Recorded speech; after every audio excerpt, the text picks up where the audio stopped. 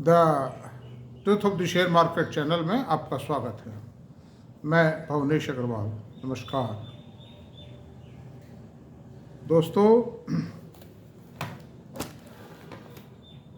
जो शेयर बाज़ार में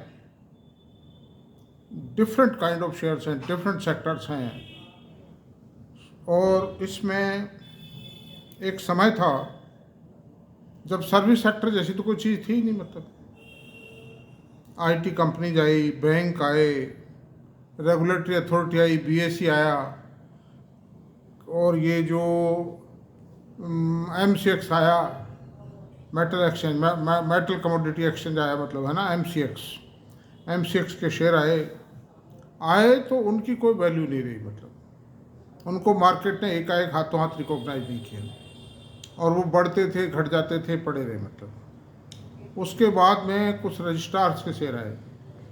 रजिस्ट्रार्स जो हैं, registrar to the issue and registrar to the mutual fund, जो शेयर होल्डर्स का सारा हिसाब किताब रखते हैं। डिविडेंड भेजना हो, चाहे ट्रांसफ़र करना हो शेयर्स को, चाहे डीमेट को गवर्न करना हो, कुछ भी हो, चाहे वो आए। और इतनी स्थिति रही कि इन शेयरों को तो कोई शेयर मानता ही नहीं था। मतलब actually no cognizance at all. BSE का शेयर शायद 800 या 900 में आया था आज के 10 साल पहले, पड़ा रहा, मतलब गिर गया, बल्कि 500-600 रुपये आ गए वो। और आज क्या पोजीशन है ये बताने की आवश्यकता नहीं, सब आपको मालूम है। एमसीएक्स का शेयर 700-800 रुपये आ गया था, 1200-1400 जाके 700-800 आ गया था, पड़ा रहा। आज क्या पोजीशन है, आपको 4,000 रुपये का रेट है। अंडर दिस सर्कमस्टेंसेस कोई भी शेयर जो है जिसमें रिस्क फैक्टर बिल्कुल नहीं है, ब्याज का बोझ बिल्कुल नहीं है, जिस पर एक साफ सुथरा रेगुलेशन है, या जिसमें कंपटीशन कम है, वो शेयर पैसे देना ही देना है। मतलब एप्रिसिएशन आएगा ही आएगा, उसको कोई नहीं रोक सकता। अब आप ही बताइए, बीएसई का कौन कॉम्पिटिटर है? एनएसई है, लेकिन सेकंड ऑप्शन तो है ना ये। थर्ड ऑप्शन कोई नहीं है। जो गिफ्ट सिटी में जो गिफ्ट निफ्टी गिफ्ट जो है वो चल रहा है अपनी जगह, चलेगा, और भी एक्सचेंज आ जाए, लेकिन बीएसई का काम बीएसई करेगा, एनएसई का काम भी बीएसई करता है, बीएसई का काम एनएसई करता है। और जिस पर बटन दब जाए, जिसमें आदमी को सस्ता दिखाई देता है, वहाँ से ले लेता है। तो सवाल ये है कि मैं ये नहीं कहता कि आपको बीएसई खरीदना है, आपको एमसीएक्स खरीदना है, मैं ये बिल्कुल नहीं कहता हूँ। लेकिन सवाल ये है, अच्छा सीडीएसएल का शेयर था 200 रुपये पड़ा हुआ था, सन 2020 में इसका बढ़ना शुरू हुआ था। मतलब ऐसी स्थितियाँ थी कि 2020 में बढ़ना शुरू हुआ। मतलब क्या करो। तो आज जो दोस्तों हम जो चर्चा करने जा रहे हैं वो registrar to the issue and registrar to the mutual fund के शेयरों पर चर्चा करेंगे। ये शेयर भी बीएसई या एमसीएक्स के शेयरों से कम नहीं है। ये भी एक तरह के एक्सचेंज ही हैं जो आपके ट्रांजैक्शंस को दर्ज करते हैं। सेल यानी जैसे रजिस्ट्रार हैं, ये भी आप देखिए कि नाम ही रजिस्ट्रार है इनका। जो आप बेचेंगे, आपकी बिक्री दर्ज की जाएगी, आपके डीमेट में से घटाएंगे। आप खरीदेंगे, आपके डीमेट में दर्ज कर देंगे। इसी प्रकार म्यूचुअल फंड्स का है, चाहे आपने डायरेक्टली ले रखे हैं, किसी एजेंट के जरिए ले रखे हैं, चाहे डीमेट के जरिए ले रखे हैं, और चाहे आपने खुद डायरेक्ट लिए, सबका लेखा जोखा यही लोग रखते हैं। तो आज दोस्तों 2 शेयर्स हैं जिन्होंने बेशुमार पैसा दिया है, और देंगे। मैं आई एम श्योर कि देंगे। मतलब जहाँ तक, हालांकि मेरी कोई रिकमेंडेशन नहीं है, मैं एक बात नोट करवा दूँ आपको कि मैं जो कुछ भी करता हूँ मेरी कोई रिकमेंडेशन नहीं होती। मैं तो एक स्टूडेंट हूँ आपकी तरह से ही, और प्रयास करता हूँ कि आप लोग मतलब समृद्ध बने। आप लोगों के अंदर शेयर बाज़ार के प्रति, शेयर बाज़ार के जो भी शेयर्स वगैरह जो भी हैं, इन्वेस्टमेंट जो भी करना है, उसके मामले में आपको एक समझ डेवलप हो, आत्मनिर्भर बने, आपको ज्ञान प्राप्त हो, आपके साथ कोई धोखाधड़ी ना कर सके, कोई ठगी ना कर सके। और मेरी एक सलाह और है कि बैलेंस शीट यानी प्रॉफिट एंड लॉस अकाउंट देखे, क्वार्टरली रिजल्ट्स देखे बिना, और वो भी एक क्वार्टर के नहीं कई क्वार्टर्स के देखिए। स्क्रीनर पर, मनी कंट्रोल पर और भी कई साइट से मिल जाएंगी, रिसर्च करके लीजिए बाकायदा। और होता क्या है कि ट्रेडर्स जो है ट्रेडिंग के अंदर मतलब नहीं ले पाते हैं। मैं आपसे बता रहा हूँ, ट्रेडिंग में तो क्या होता है, कड़ाक टिपाई वो स्क्रीन पे बताया कि इसका ये टारगेट है, अभी 610 चल रहा है, 625 का टारगेट है, काट ले लेगा वो। अब चाहे वो 610 में बेच जाए वो। देखिए ये सब इन्वेस्टमेंट आप करोगे उसमें भी होता है, जैसे मझगांव में हो रहा है इस समय। मझगांव के अंदर कोई ऐसी लोबी बन गई है जो इसको तोड़ने पे उतार हुआ है, और उन्होंने क्या क्या इंजाम किए हैं। आईसाइट डायरेक्ट से समझौता किया है, कोई ना कोई तो एग्रीमेंट है, पहले तो उसकी रिकमेंडेशन आई, फिर उन्होंने तोड़ना शुरू किया है।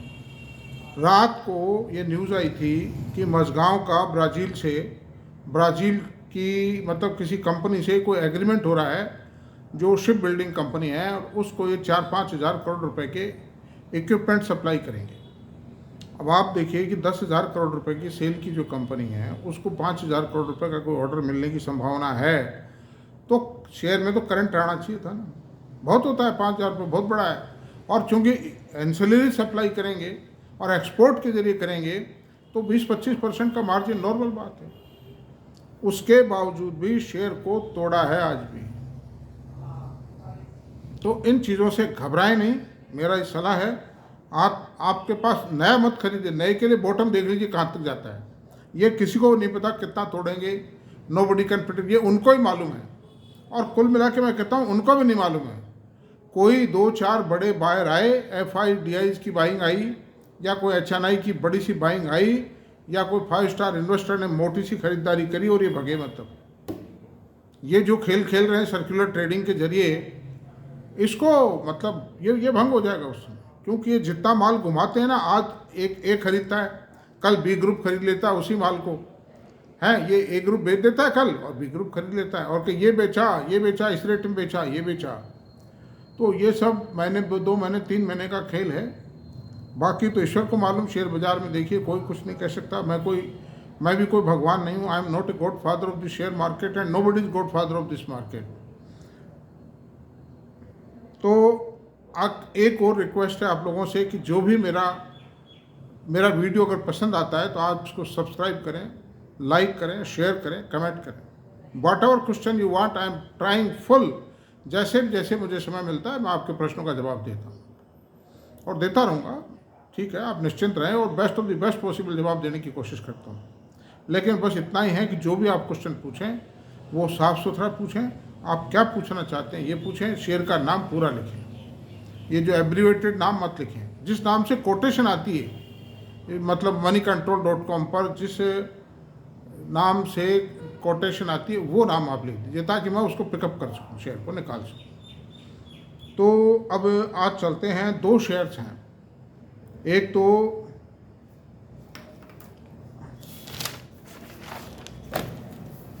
तो है कंप्यूटर एज मैनेजमेंट सर्विसेज, जिसको शॉर्ट में कहते हैं CAMS, और दूसरा है के फिनटेक।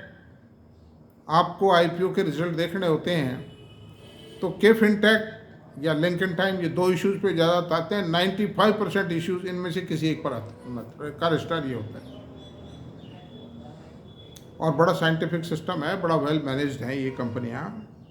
तो अब चलते हैं इन कंपनियों के पास में। कैम्स के पास में तो करीब 57% जो म्यूचुअल फंड्स के रजिस्ट्रार का काम है, वो 57% काम इनके पास है, जितने भी म्यूचुअल फंड हैं इंडिया में। और 43% के फिनटेक के पास। अनदर थिंग, के फिनटेक का ये सबसे बड़ा प्लस पॉइंट ये है कि ये IPOs को और कॉरपोरेट सेक्टर का भी काम देखते हैं। कैम्स खाली म्यूचुअल फंड को देखता है, और के फिनटेक IPOs का और कॉरपोरेट सेक्टर का जो शेयर हैं, जो भी शेयर बाज़ार में जो कंपनियां लिस्टेड हैं, उन सब का ये डीमेट का काम भी देखते हैं। तो इसके 2 काम हो गए। एक तो डीमेट का काम कर रहे हैं, और एक डीमेट में चाहे वो शेयर हो, चाहे आपके मतलब ये म्यूचुअल फंड हो, चाहे और कुछ हो, कई चीज़ें आ रही हैं डीमेट में भी। और एक कर रहे हैं म्यूचुअल फंड का, यानी 43% share they have acquired and camps के पास में 57% शेयर है, मार्केट शेयर है। तो ये बहुत बड़ी बात है कि entire business has been captured by only these two companies, therefore the profit is assured. और 20-25% की ग्रोथ आना तो नॉर्मल बात है इनमें। देखिए कंप्यूटर, ये जो म्यूचुअल फंड है इनका कॉर्पस बढ़ रहा है, SIP बढ़ रही है, लमसम अमाउंट बढ़ रहा है, तो कुल मिला के कॉर्पस की वैल्यू बढ़ती जा रही है, नंबर ऑफ इन्वेस्टर बढ़ता जा रहा है, नंबर ऑफ यूनिट होल्डर्स बढ़ता जा रहा है, जो मानिए म्यूचुअल फंडों में है।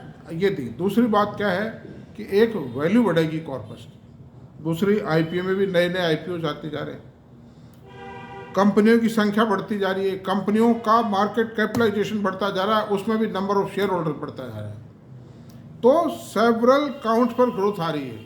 इसलिए ये कंपनियां बुरी नहीं कही जा सकती। These companies are good companies.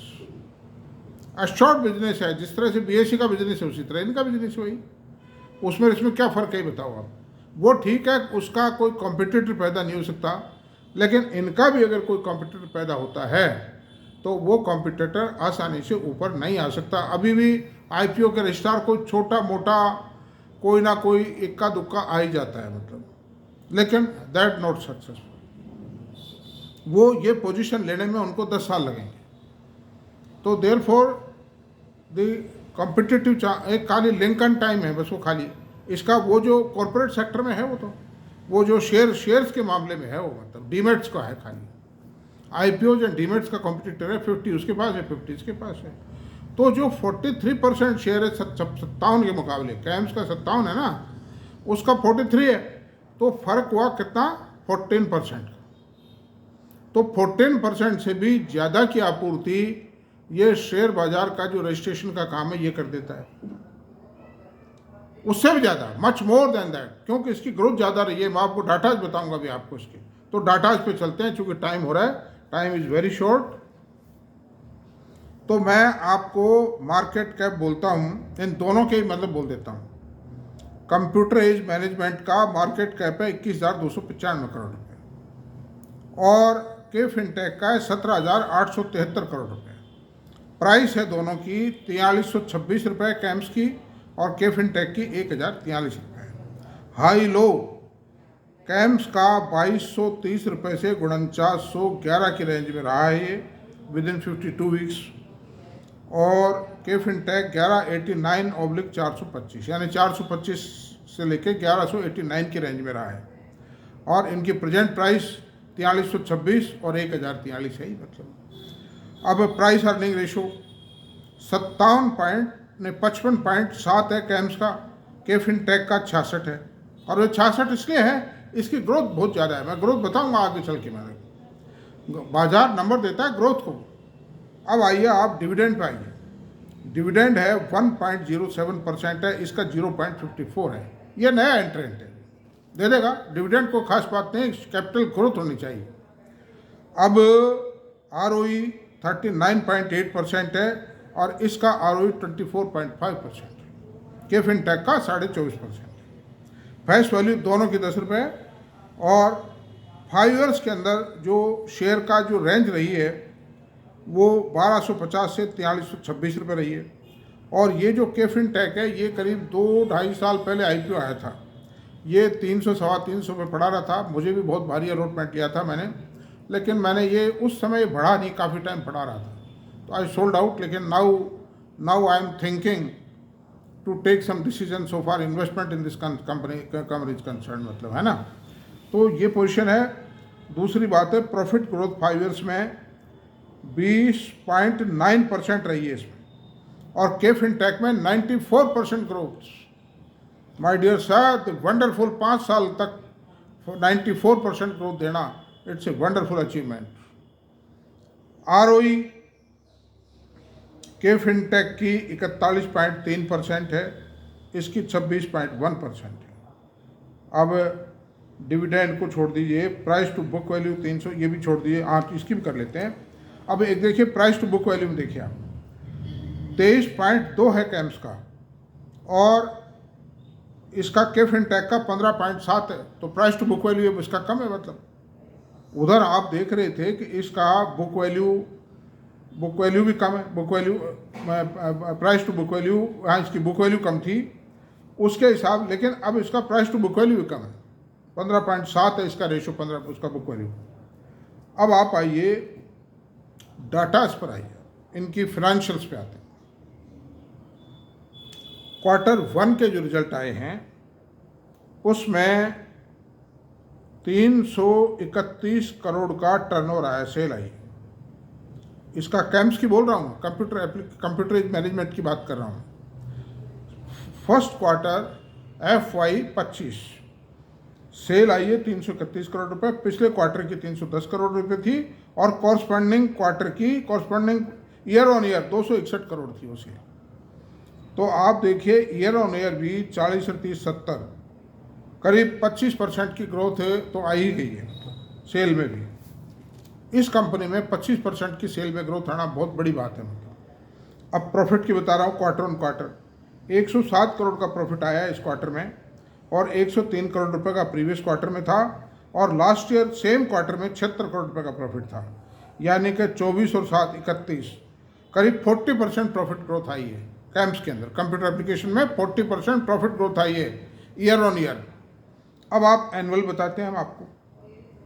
Annual position ये है 1137 करोड़ की सेल आई है लास्ट ईयर 972 करोड़ रुपए की सेल थी।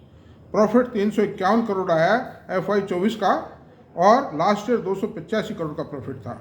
यानी 15 51 66 का मतलब हो गया करीब 24% की ग्रोथ तो प्रॉफिट में आई गई है इसमें। तो 24% की ग्रोथ आना बहुत बड़ी बात होती है, और ये आती रही है। इक्विटी 49 करोड़ है, शेयर की फेस वैल्यू 10 रुपये है, तो बहुत अच्छी बात है। प्रॉफिट ग्रोथ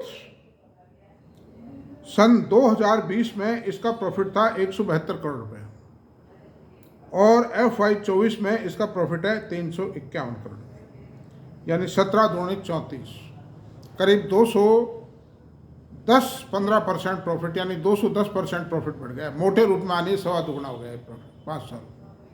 तो ये बहुत कम है ऐसी कंपनियां जो 5 साल में सवा दुगुना कर देती हैं, और अशोर्ड है, ये बिजनेस जाने वाला नहीं है। सबसे बड़ी बात ये बंधा हुआ बिजनेस है। अनदर थिंग, के फिनटेक की बात करते हैं।